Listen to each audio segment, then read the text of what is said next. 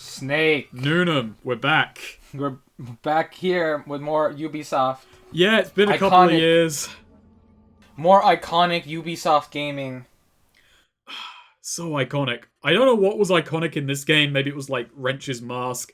Maybe it was the fact that you could get through it without killing a single person, not murdering people. Pretty iconic. It's very, technology driven. Yeah, that's true. This game about hacking, very technology driven. It's got this pseudo 90s thing going on. So, it's also stolen data moshing from you. From you and Excellent Experience. Clearly. Once again, the titans of industry cannot but shit on my small little YouTube channel.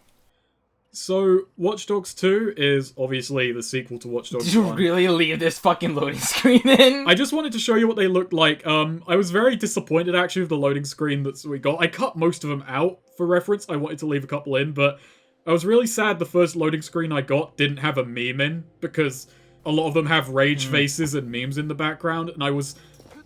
Oh wow, I love so that. disappointed. I'm all about that. I love that in all my video games. When there's memes. Yes, that's why Borderlands, whichever one of them is the meme Yeah, one. this is you're really dedicated to this joke.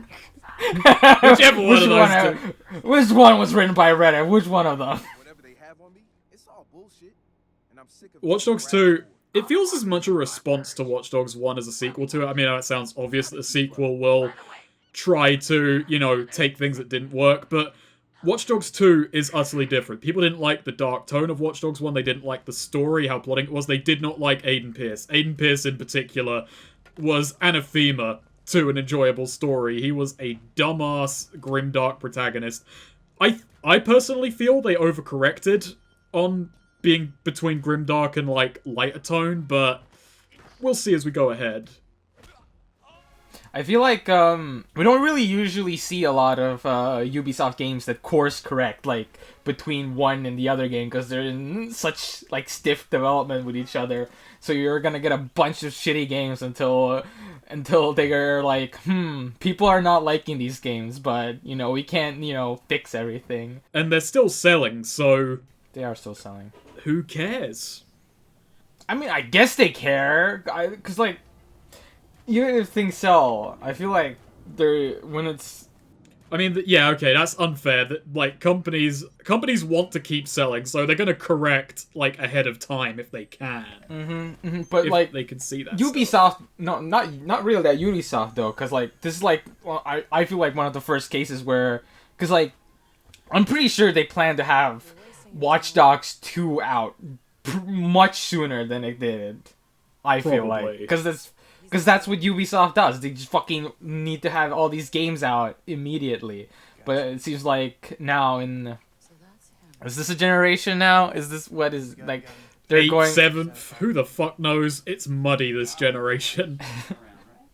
But right now, they seem to be in a different phase with their games where they're waiting. This doesn't mean it'll be good games, but it seems like they are now not all in and...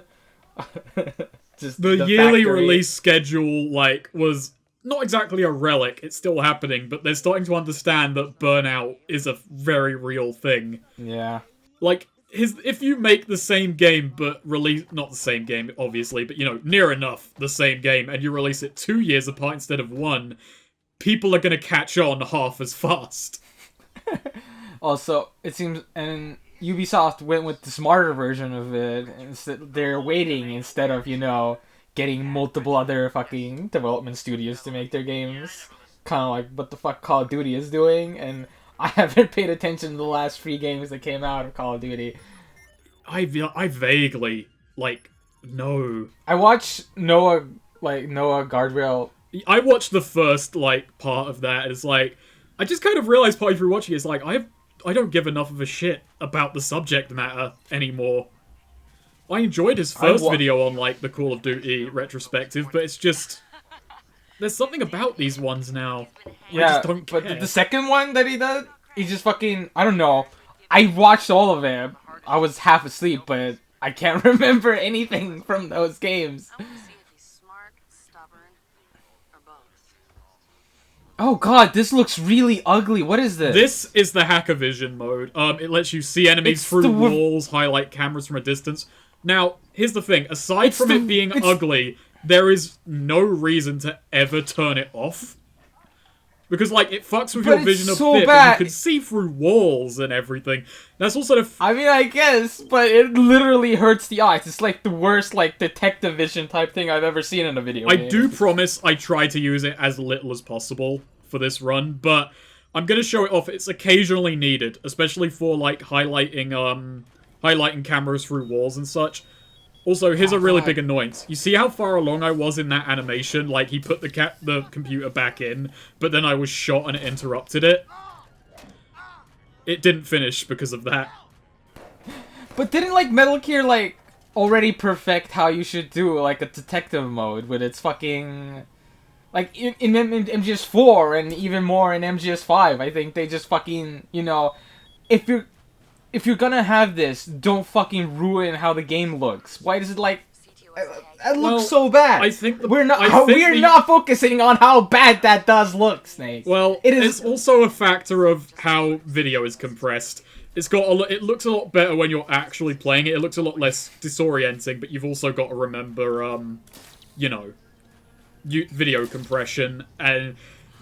My video rendering slowed to a crawl whenever that, you know, switched on, so... for the sake of my time and yours, I kind of had to be a bit more lenient on it. But I think... Here's the thing. I think making it look ugly, accidentally or otherwise, serves a very good gameplay purpose. Because otherwise there's no reason to switch it off. Like the Batman games... In Arkham Asylum, there was no reason to ever switch detective mode off, besides the fact that it ruined the aesthetics. Yeah, that's what I mean. The whole idea of the detective mode is like it's kind of like a cheat, but it looks ugly, and I feel like that just doesn't work. It just kind of ruins the look of your game, which is... I mean, that's the thing, is like, I think that helps in a way, though, that you're not meant to have it on all the time. If it looked fine, there would be no incentive. Does it though? I just feel like it should be done better. Like, I don't know. I feel like Metal Gear Solid does it a lot better. Metal Gear Solid 4's solution was you had it on a... Actually, no, that is a nicer solution in a way that it is on a timer. It's on a battery. They're very easy to refill batteries, but they are still batteries. You gotta be somewhat thoughtful in its use beyond just, wow, this hurts my eyes. I'm gonna stop using this. Yeah, but the MGS5 version of you just tagging them and then they just are there, I feel like that's an effective way. Because, like, it shouldn't, like fucking, like, put a weird dumb filter over your game. Because no one wants that. Oh, by the way, this is our character's initiation into Dedsec. And I brought it up in the video, but this is a very cruel initiation. Like, hey, if you want to, like, join our cool guy hacker group, just go break into a security company filled with armed guards who will shoot on sight. I mean, didn't Dedsec also have initiation for fucking... What was his name? Well, no, Aiden wasn't in. But didn't they, like, contact him and try to get him to join him? No, they contacted him because they wanted a favor from him. Aiden, in Watch Dogs 1, very much did not care. There's a faction in Watch Dogs 1 that doesn't come up here, and it's part of the kind of dystopian setting they were trying to create, which was fixers. And fixers were basically urban mercenaries who all had, like, these these very fast, usable hacking tools. They were in CTOS, but they were very much just freelancers, you know. They didn't have an affiliation. So, Aiden Pierce was just a criminal. Like, there was no bones about it. He was a person who robbed people and killed people, and that's how you select your online avatar for the multiplayer, but I just skipped it because I don't care. But at the end of it, in Watch Dogs 1 as well, Dedsec is portrayed as kind of shadowy and serious, and it was... You remember how hackers were kind of seen in the news around 2014, 2015? They were... Like, the Sony hack had just happened, there was a bunch of big leaks. So, they were taken a lot more seriously, whereas this game treats the hackers a lot more jovially. Like, they're hipsters in this game. They are just hipsters. Didn't Watch Dogs come out before, like, in 2014, 2013? I think 2014. So I feel like it would have been developed, because, like... 2012, 2013. Yeah, I see what you mean. It's a more... But I feel like it's the depiction of hackers in Watch Dogs 1 feels like very old-age Hollywood.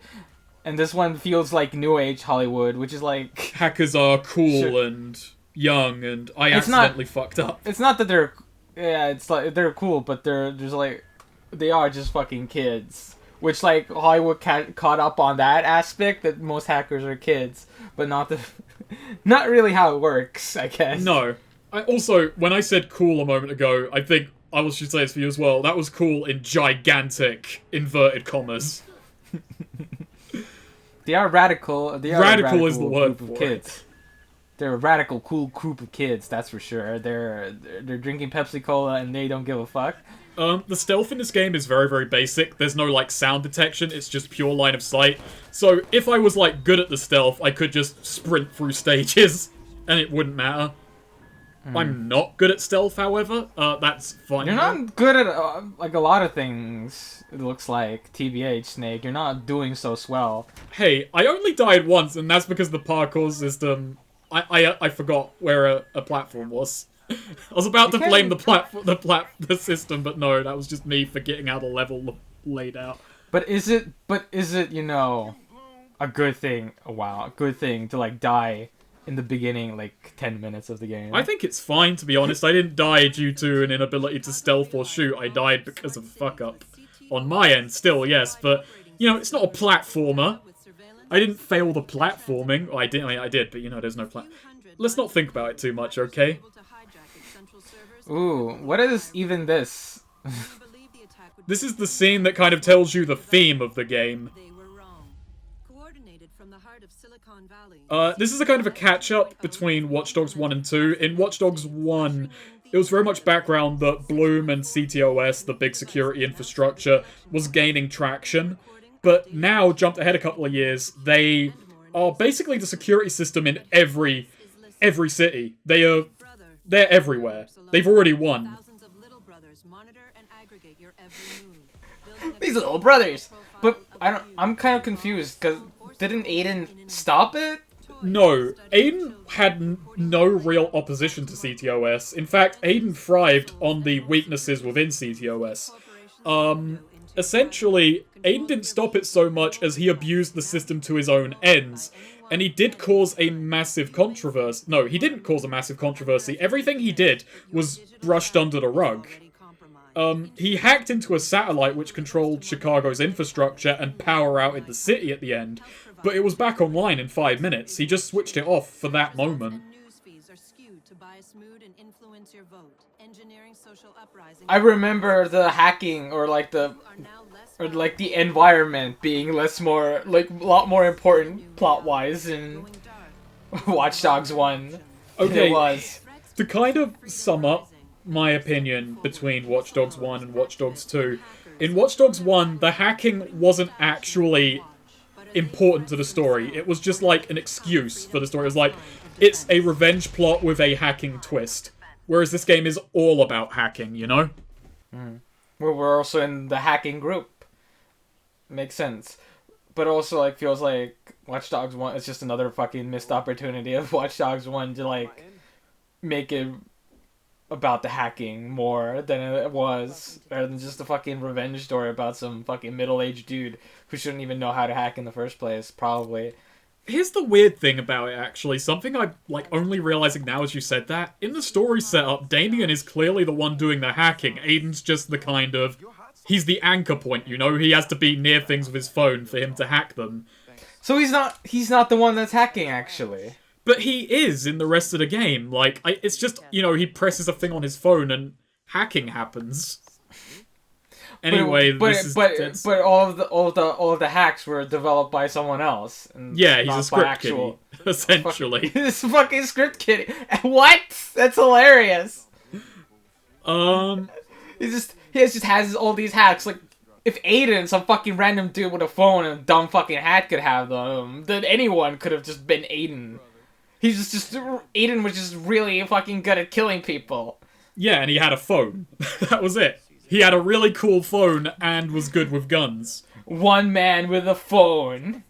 And a gun. So this is Dedsec. Wrench, he's the character with the mask. He's probably the most memorable character in this game, but... I mean, yeah, because, like, they didn't give anyone else any other characterization. Even our main character only sticks out to me because I know he's the main character, but looking at them, they all look kind of boring. Actually, here's the thing. You'll kind of learn what they do. This is the kind of introductory scene, but I can run you through it. The guy in the green hoodie, that's Josh. He's, I believe he's got Asperger's. He's like, it's never identified what he has, but it's very clearly some kind of autism disorder, and he's actually quite well done. I will concede that to the game. He's well done for that. Sitara is annoying. She is the artist of the group. What? The other black guy is the other black guy. He's gotta have more to him than that. Maybe he does. We'll see. And, Wrench is an annoying fuck in a mask. I feel like... He's hyper-violent and kind of dumb. God.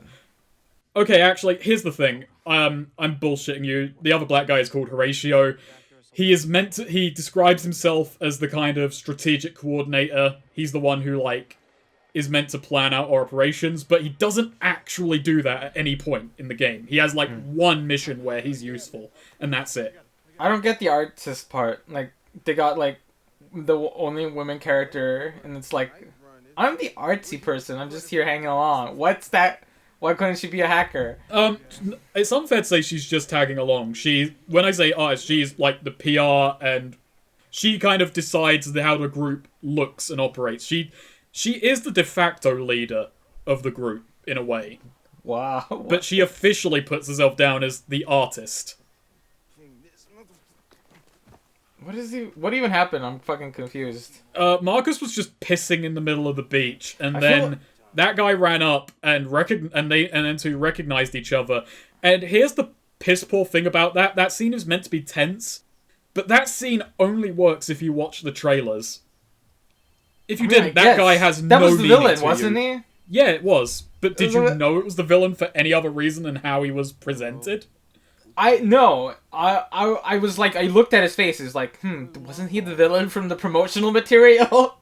That's the only way I recognized him. Other than that whole cutscene just, I don't know. It feels like video games don't take enough time. Like Ubisoft games in particular don't fucking let you soak in the cinematics, which is like, why even fucking have them then? Their stories are just really badly paced. This game has 7 writers, and by God, it feels like it. And it feels like none of them were talking to each other. And it feels like they fucking marathon Mr. Robot like right before they fucking started. But also it feels like someone marathon Mr. Robot from the team. And the bleakness of Mr. Robot is just stripped out from the whole fucking thing. I mean, this is happy-go-lucky hackers. San Francisco is meant to be this kind of beautiful, serene city. Like, you hear the music, look at this shot. Isn't fucking San Francisco beautiful? This shot would have you think. It sure fucking is. It's a fucking beautiful fucking video game. Why is he wearing stuff like that? He lost his clothes at the party last night. That's actually the first objective of the game, is to go and buy clothes. Also, the first objective of the game, or second technically, is to drive about 4 kilometers to their base. Why did you attack some fucking random dude? Was just... He was in the way. I can't have him seeing me like this. It's embarrassing. Look at my poop emoji pants. And also, the only reason I'm stealing a police car is because it was the first one here. The police don't like that. That seems like such a bad idea. You got shot by cops immediately, like right at the start of the game. And I mean, hey, what did I do last night? I wiped my criminal record. So, I've jumped massively ahead. Get the fuck out of the way. I've punched people for less. You're just like, you want to... Get out the way! Good! He's so confused. He's like... like terrified. Like he looks like he's a human being trapped in a video game. That's what he looked like. I am a man. Oh my god, those underwear shorts and a vest. What else could I be doing here? Clothes. Oh, shop. I'm so sad that you fucking we're not playing this live, so I could just dress them up. And I'm sorry. You're gonna see a lot of clothes. I change clothes every video, so we'll get a lot. That's good, but I just want to be in charge of giving you the dumbest outfit and having you play through the game like that. So what do you think of this outfit for a start? I feel like it should have like a hat or something. Oh, like, also, this is gonna be a kill as many people as possible run. I've killed 6 people so far, so that's the first pop-up. We're gonna talk about it more next video, but a big part of this game was you can get through this whole game without killing a single person. But that's actually easier to do than going loud and violent, so we're gonna do this the hard way. And you're just going in a bookstore, like, what is this, a comic store? No, yeah, Dedsec HQ no. is hidden in the back. It's a nerd store. It's like, they're not video games, or like comic books, they're board games. Board games, and like... You can also take selfies. I like that it's like a, board game, like, shop. Yeah. You can actually go around. You can actually go around and talk to everyone. They talk about like German board games and like tabletop RPGs and shit. But I killed everyone, so we're not gonna have those conversations. I feel like less like a more like easier, cheesier option would have been like a video game store or a fucking comic store. But they did actually go for the more interesting option by not doing a video game store. Because like, I've actually even seen board game stores. They're a lot more popular than video game stores and comic stores somehow. I don't go to board game stores. There used to be a Games Workshop by me, which was exorbitantly expensive and always had people playing 40k in there. And 40k ain't my jam, not gonna lie, but I do actually want to try going to like a pickup tabletop RPG, because I know there are like nerd stores in London that do that shit. So like, one of like the... You know, if this writer did take anything from Mr. Robot, I'm just gonna talk about one of the like things about Mr. Robot is how shitty the world is that they live in. Which, like, I guess you could say this world is kind of shitty too with all the like CTOS stuff, but like, it does not seem like these guys are suffering, you know? No, that's something that Watch Dogs 1 and 2 have both struggled with a lot. You never feel the pressure of a security state on your shoulders in these games. In fact, I believe the first cutscene of the game, like, I like the intro tutorial, but I think it undercuts what the game is going for a lot. By the opening, you break into a security network and you remove yourself from the system. So what's even the point? Like, you're not going to feel it, and the game doesn't adequately show the effects on other people. Like, Wrench wears a mask, but that's kind of pointless because no one else does. Like, he just wears it because he likes it. Because he feels insecure in himself about... Like, the game starts off you doing something that should, like, in this universe, feel like some kind of cathartic fucking moment where you're, like, out of view from, like, the all-seeing eye. But it's literally the starting tutorial mission, and it's, like, these literal fucking... assholes were like, we're taking down the big man, but they don't seem much smaller themselves. Yeah, like, look, there is a gigantic, massively expensive 3D printer. Not to mention that printer to the side of it pulling out a big sheet. None of this stuff is inexpensive. Yeah, like, this place looks like a ramshackle workshop, but if you've ever been to a workshop, this equipment is massively expensive. And they're fucking... You can print whatever fucking gun! Yeah, you could just make a gun. He has got gun blueprints in there. And also, how scary does this make this group look right away? It's like, yep, that's my 4 noobs pistol. That's my 4 noobs pistol with a fucking purple highlighter thing going on it. It's more powerful than an M1911, a 45 caliber pistol that can kill a guy in a single shot. And it looks like a super soaker. There's a fucking meme in the background. There's a meme in the background. I'm trying to read that meme. Rip Isaac Newton. Oh, that's an awful meme. I hate memes in general, but that's... Rip Isaac Newton. Rest in peace, Isaac. Rest in peace, Isaac Newton. You also get drones. You get to fucking... The 3D printer prints fucking rubber and plastic and other fucking... circuitry. Electricized... Everything.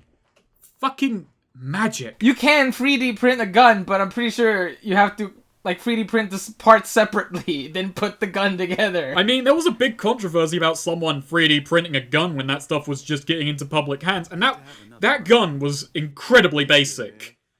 Unbelievably simple. I mean, I guess, like... I'm like struggling to see how upset I should be about, like... I accept it as a gameplay contrivance, but tonally, it's more confusing than gameplay-wise. Yeah, it's just like, our heroes are fucking cool hackers, but, like, why are they, like, doing this? The world is, like, sunshine and fucking happiness, and, like, fucking the only thing... It seems to be the consequence of the all-knowing and all-seeing program is that you can see everyone's Tinder profile no matter when. I think one of the biggest issues with it is, and I might be like projecting a bit onto the rise here, is that the motivation of the game is you want to save San Francisco from this tyranny, right? You don't want San Francisco to be controlled by the security state, which, by the way, it already is in the story setup. Blume already controls doesn't control America, but it's in every major American city. The government supports it. A lot of companies make use of its services. Blume is in a strong position. They've already won. So you want to save them from Blume. But if San Francisco was a shithole, would you feel the motivation to save it? Or would you just feel it's too far gone? So you have to present this place as nice and beautiful and worth protecting. But it's already happened. It's like... And the city is beautiful. Like, you don't get to see, like... Do you ever get to see in this game the aspects of fucking... of CTOS being, like, the worst thing ever? No, not really. Like, there's no area that you feel... It feels like it's just, like, a gameplay, like, aspect. At most. But, like, story-wise, we're supposed to agree that it's kind of shitty, and like I technically agree, but the game also has to do its fucking due diligence in portraying it as a shitty thing that our hero should be against. And here's the even trickier part about that is we're not going to see it because this is purely a main story playthrough. There's going to be no side missions. There's going to be no free roam stuff. God, they're all dead still. That's fucking hilarious. No one came to check it out. No one called. So we're not going to see any side content in this playthrough. Like, unless we get to the end and Noonan is so enamored that he wants to see it, which I doubt he will be. Just throwing that out there. I would gladly go back and record more, but I don't think it'll be necessary. But there are gang hideouts and stuff, so, like, crime is still an issue. But, you know, that just means that the security network is also failing, but there's no comment on it failing. Also, there's puppies and dogs in the free roam world, which are adorable. Very good. I was like, fucking, my butt fucking clenched, because, like, what are you doing with that dog? I will not harm any dog in this game that doesn't attack me first. And also, I don't remember if I do it, but I think I count dogs as 2 kills instead of 1. To make it worse. How does that make any sense? Because killing a dog is worse than killing a human in virtual reality. But so you were counting all the humans you killed? That pop-up that counted my total amount of kills? Yeah, that doesn't stop. I do that for every single person I kill. Oh, so it like keeps popping up no matter what. And that's not in the game, I added that. Oh, you added that? I edited that in! So you were just, what is you doing? I was waiting for the cutscene to end. So you're fucking like just editing this footage together and like, I killed a person here. The point of this playthrough was alright, there's another point to why we're killing everyone, besides the fact that it's the harder way of the game.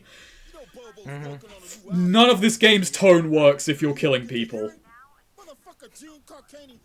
I mean, it sure doesn't. I mean, the game's tone doesn't work like on itself already, and so when you're just going around killing random fucking mucks and civilians, it's... I love what this person's behind you is wearing. What is that? It's like, feels like very casual mom. I know what you're saying, and but I'm gonna keep bringing up that point a lot. And I'm sorry that it's gonna be. You're gonna disagree with me that this person is very casual. No. I was gonna no. 420. It's 4. Sorry. I had to show off the fact that there's a unique animation for punching people who are sat on benches. I'm so impressed by that. Why would someone fucking animate that? Like, don't stand up for it. You just go and punch people who are on bench. I'm so... Sadly, not these kind of benches, I don't think. I think these guys actually have to stand... Yeah, these ones actually have to stand up. He looks so fucking mad at you. Why are you punching that dude with the pink pants and the pink headphones? He looks stylish. I think I'm jealous, what you should have done. You're just randomly attacking people. You're not even doing the edgy fucking meme lore thing where they look up their stats to attack them. No, of course not. You're just indiscriminately attacking anyone you see. I'm not rude like that.